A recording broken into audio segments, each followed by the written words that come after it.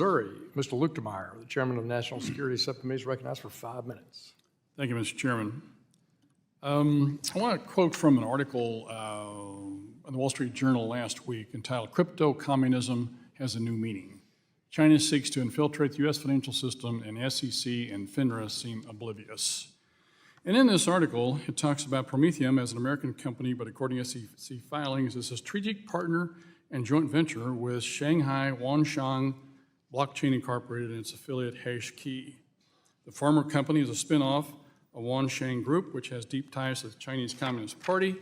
Wanshang Group was founded in 1969, and the founder passed recently. An official press release commented that the comrade always listened to the party and followed the party.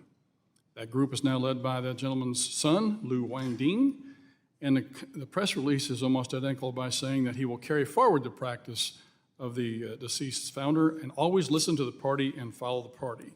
I can tell you from being on the Chinese Select Committee, that is a chilling statement when we have an American company that's in bed with the Chinese. Mr. Kaplan, what percentage of your company is owned by a Chinese entity?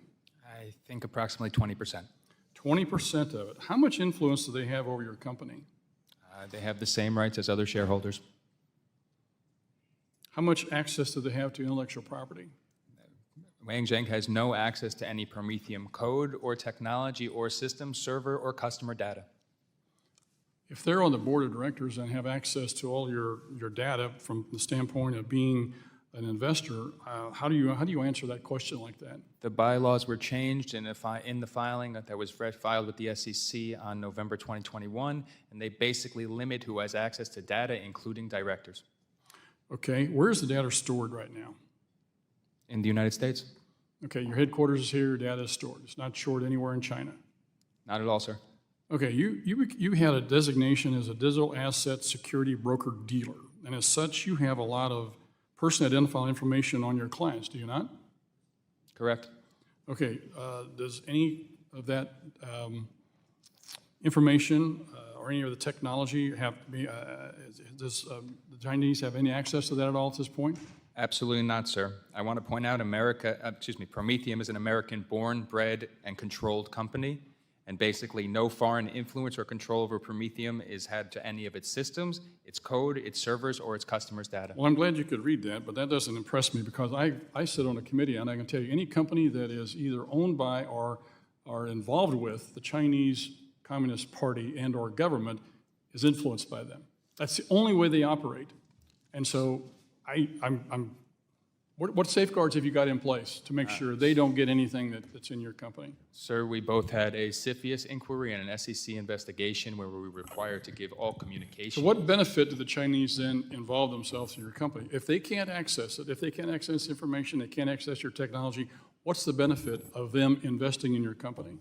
The belief in the business idea that digital assets are securities and need to be properly regulated as such and traded on intermediaries that are properly registered under the securities laws.